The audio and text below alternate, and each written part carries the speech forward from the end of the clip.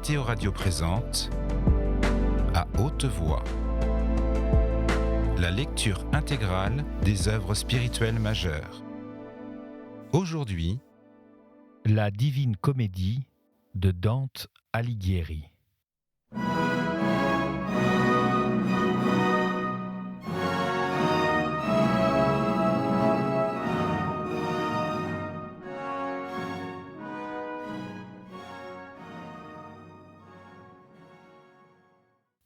Chant 5e.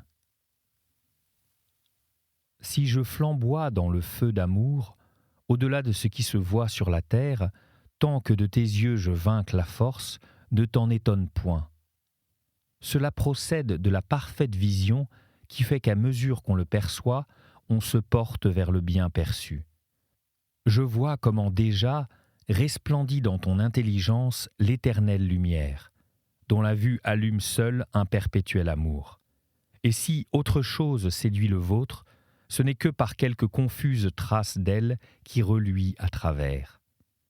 Tu veux savoir si, pour un vœu rompu, on peut par quelque autre œuvre, je reprends.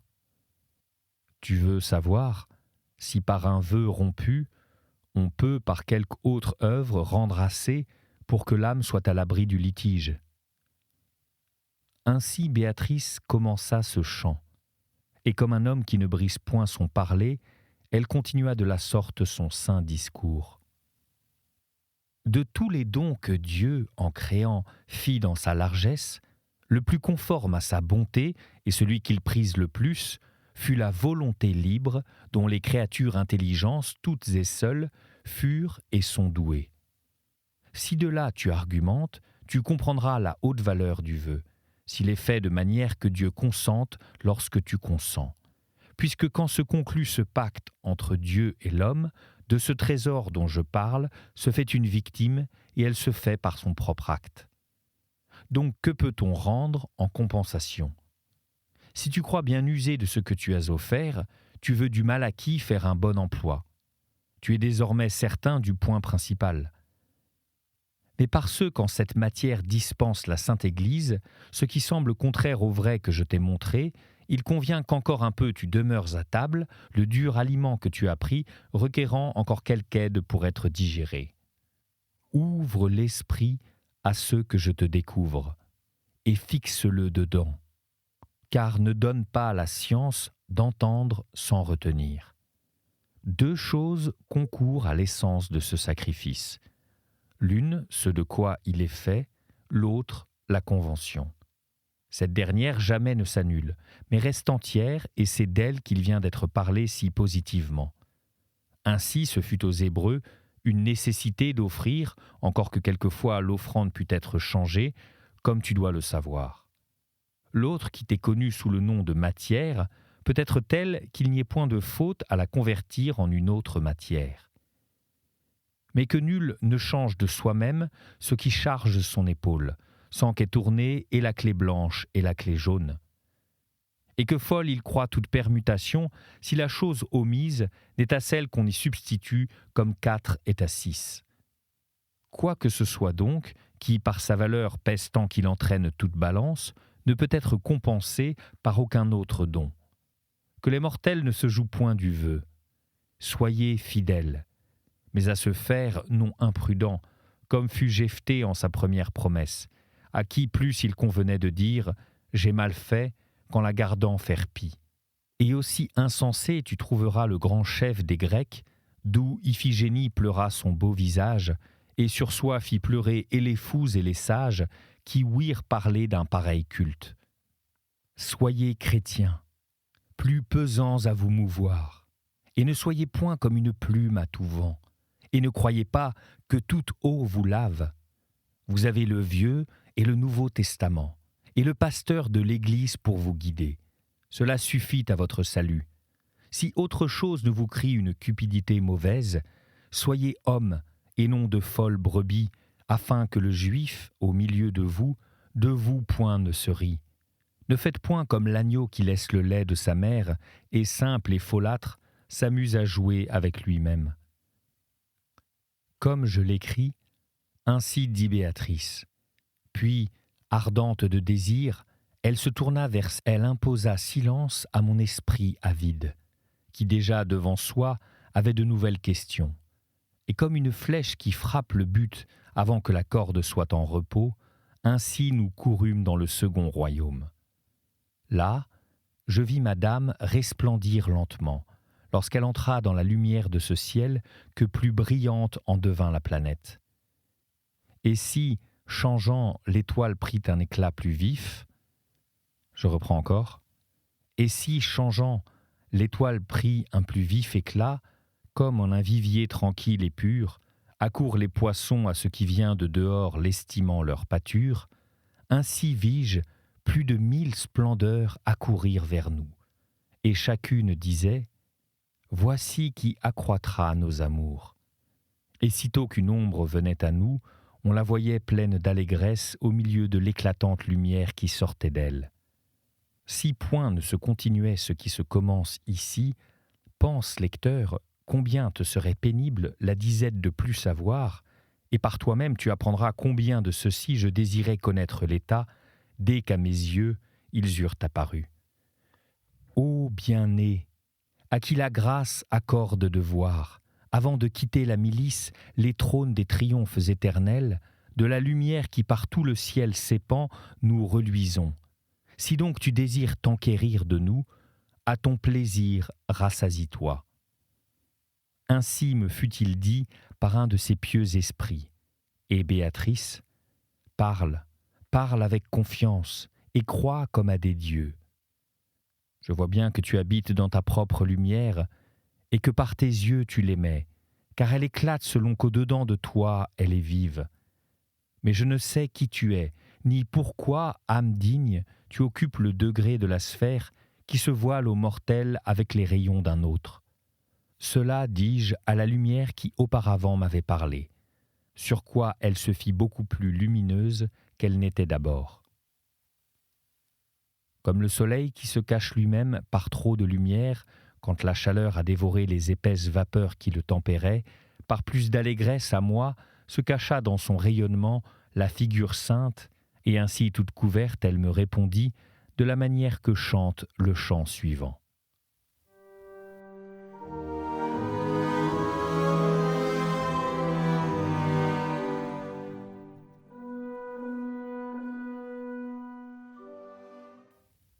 Chant 6e.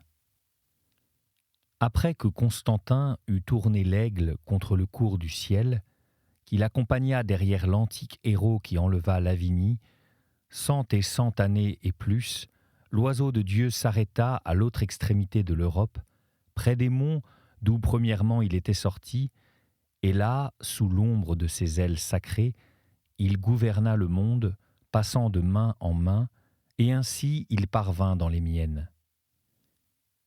César je fus, et je suis Justinien, qui par le vouloir du premier amour, dont je jouis, ôtait des lois le trop et l'inutile.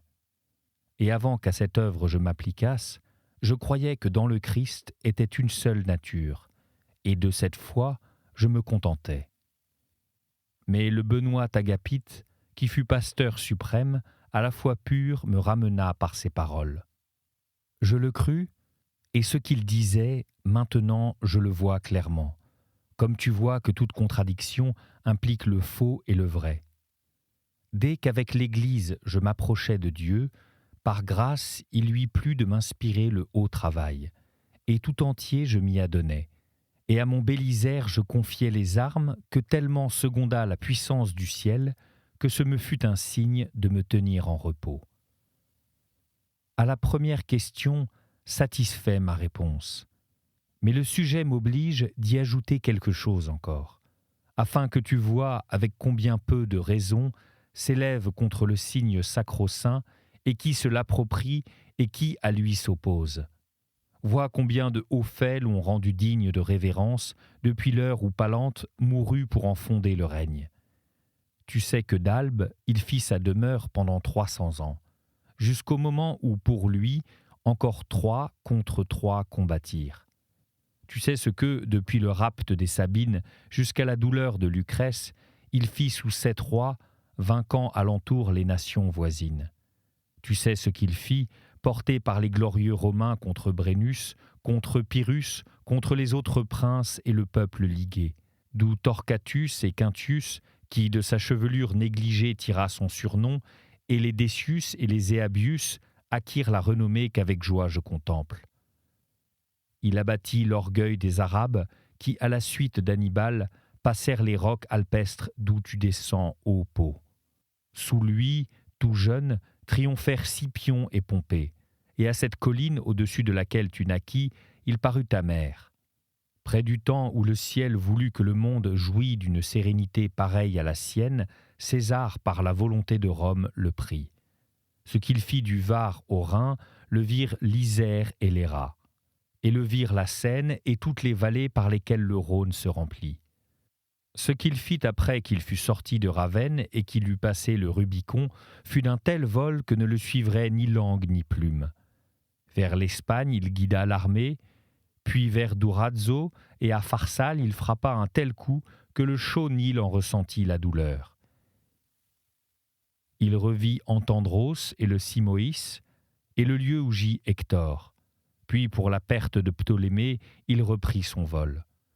De là, comme la foudre, il vint contre Juba, puis retourna dans votre Occident, où il entendait la trompette pompéienne. Ce qu'il fit avec celui qui après le porta, Brutus et Cassius l'aboient dans l'enfer, et Modène et Pérouse en pleurent. En pleure aussi la triste Cléopâtre, qui devant lui fuyant, d'un serpent reçut la mort soudaine et atroce. Avec celui-ci, il courut jusqu'à la mer Rouge. Avec celui-ci, il mit le monde en si grande paix que fut fermé le temple de Janus. Mais ce que le signe dont je parle avait fait premièrement, et ce qu'ensuite il devait faire dans le royaume mortel qui lui est soumis, devient en apparence chétif et obscur, si avec une vue claire et un sentiment pur, on regarde ce qu'il fit dans la main du troisième César. Car dans la main de celui-ci, la vivante justice qui m'inspire lui accorda la gloire d'accomplir la vengeance de sa colère. Or, ici, considère bien ce que j'ajoute. Avec Titus, il courut ensuite tirer vengeance de la vengeance de l'antique péché. Et quand la dent lombarde mordit la Sainte Église, Charlemagne vainquant sous ses ailes la secourut. Maintenant, tu peux juger de ceux que j'ai d'abord accusés, et de leurs fautes qui sont la cause de tous vos maux. Au signe public, l'un oppose les lys jaunes, l'autre l'approprie à son parti, de sorte qu'il est difficile de voir lequel faillit le plus. Qu'exercent les gibelins, qu'ils exercent leurs manœuvres sous un autre signe. Mal suit celui-là toujours qui le sépare de la justice. Et que ne l'abatte point le nouveau Charles avec ses guelfes, mais qu'ils craignent les cerfs qui, à un plus fort lion, je reprends encore, mais qu'ils craignent les cerfs qui, à un plus fort lion, ont arraché le poil. Plusieurs fois déjà, les fils ont pleuré pour le péché de leur père, et qu'ils ne croient pas qu'en faveur de ces lys, Dieu transportera la puissance. Cette petite étoile s'orne des esprits bons qui ont été actifs pour acquérir honneur et renommée. Lorsque les désirs ici montent en déviant, ainsi fort c'est que les rayons du véritable amour en haut s'élancent moins vifs. Mais dans la portion de notre salaire, avec notre mérite gît une partie de notre joie, parce que nous ne le voyons ni plus grand ni moindre. Par là, tellement purifie nos désirs la vivante justice qu'ils ne peuvent se détourner à rien de mauvais. De voix diverses se forment de doux chants, ainsi dans notre vie, des sièges divers forment une douce harmonie au milieu de ces sphères. Dans cette perle luit la lumière de Roméo, dont l'œuvre grande et belle fut mal récompensée, mais n'ont pas ri les Provençaux qui agirent contre lui, car mal chemine celui qui regarde comme un tort fait à soi, le bien fait à autrui. 4 filles eut Raymond Béranger, et toutes reines, et cela pour lui fit Roméo, personnage humble et étranger. Puis de louches paroles le portèrent à demander compte à ce juste, qui lui rendit 7 et 5 pour 10. De là il partit pauvre et vieux. Et si le monde savait quel cœur il eut, mendiant sa vie morceau à morceau, il le loue beaucoup, mais plus il le louerait.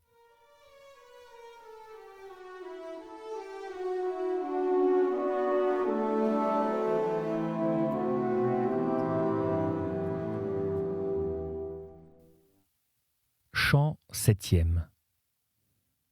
Hosanna sanctus Deus Sabaoth, super illustrans claritate tua, felices ignes aurum malaot. Ce qui signifie Hosanna, Saint Dieu des armées, qui illumine de ta clarté les heureux esprits de ces royaumes. Ainsi, retournant vers son cœur, je vis chanter cette substance qu'enveloppa une double lumière. Et elle et les autres reprirent leur danse, et comme de rapides étincelles, soudain me les voilà à l'éloignement. Je doutais et disais « Dis-lui, dis-lui », je disais en moi-même « Dis-lui à madame qui me désaltère avec ses douces paroles ». Mais cette révérence qui s'empare entièrement de moi, seulement à ouïr B et Is, m'inclinait comme un homme pris de sommeil. Peu de temps souffrit Béatrice qu'ainsi je fusse, et m'illuminant d'un sourire qui dans le feu rendrait l'homme heureux, elle commença. Selon mon apercevance infaillible, tu t'embarrasses en cette pensée, comme une juste vengeance peut être justement punie. Mais je délierai bientôt ton esprit, toi écoute, car d'une haute doctrine mes paroles te gratifieront. En ne supportant pas que pour son bien, la vertu qui veut eut un frein, cet homme qui point ne naquit, se perdant, perdit toute sa race. D'où infirme, l'humaine espèce demeurera, durant beaucoup de siècles, gisante dans une grande erreur, jusqu'à ce qu'il plût au Verbe de Dieu de descendre. Il unit à soi personnellement la nature qui de son Créateur s'était éloignée par l'acte seul de son éternel amour. Maintenant, sois attentif à ce raisonnement. Cette nature, unie à son Créateur, telle qu'elle fut créée, était pure et bonne. Mais par sa propre faute, elle fut bannie du paradis, s'étant retournée de la voie de la vérité et de sa vie.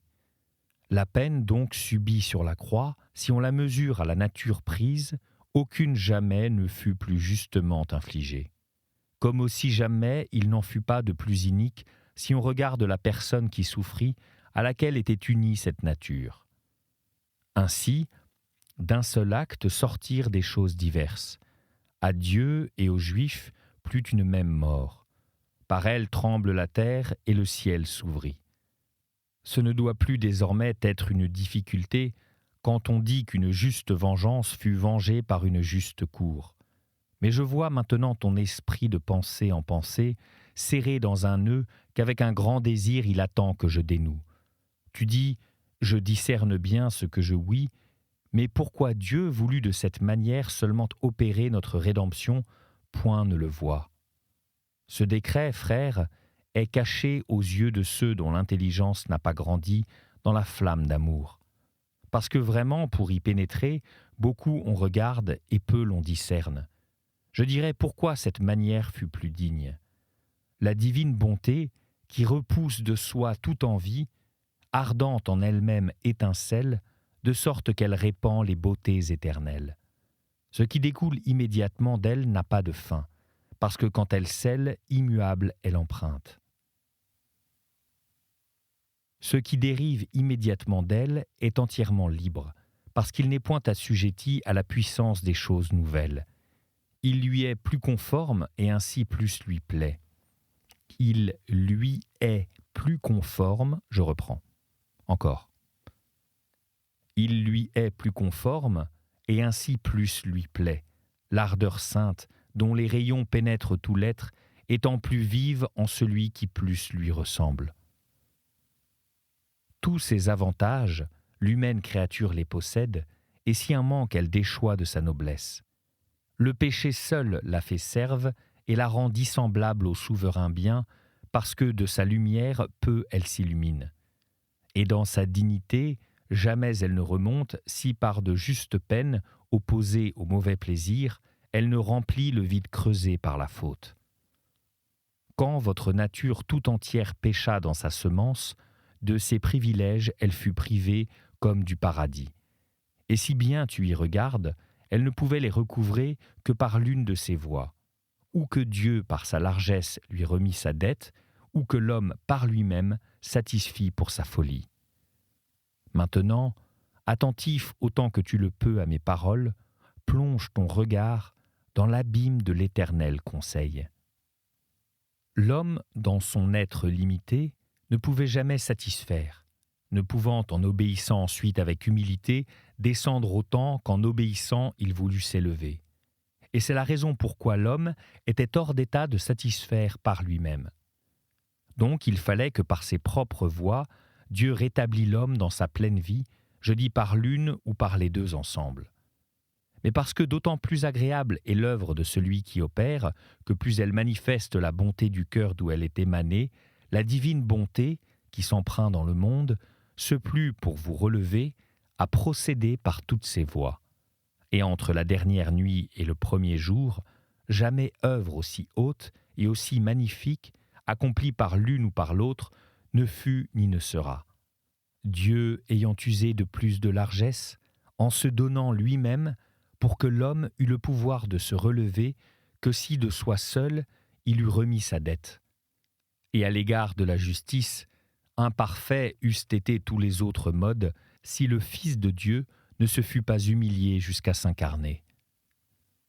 Maintenant, afin de satisfaire pleinement tes désirs, je reviens sur un point, pour l'éclaircir de manière qu'il te soit aussi évident qu'à moi. Tu dis, je vois l'air, je vois le feu, l'eau et la terre, et tout leur mélange tomber en corruption et durer peu. Et cependant, ces choses furent créées. Par quoi, si ce que j'ai dit est vrai, elles devraient être exemptes de corruption. Les anges, frères, et le lieu où tu es, se peuvent dire créés, dans ce qui fait le fond de leur être. Mais les éléments que tu as nommés et les choses faites d'eux sont informés par une vertu créée. Créée fut la matière qu'ils possèdent. Créée fut, dans ces étoiles qui roulent autour d'eux, la vertu informatrice, et l'âme de toute brute, et des plantes à la faculté potentielle d'attirer le rayon et le mouvement des lumières saintes. Mais sans intermédiaire, la suprême bonté souffle en nous la vie et l'énamour de soi, de sorte que toujours ensuite elle la désire. De là, tu peux encore augmenter notre résurrection si tu repenses comment l'humaine chair fut faite, alors que furent faits nos deux premiers parents.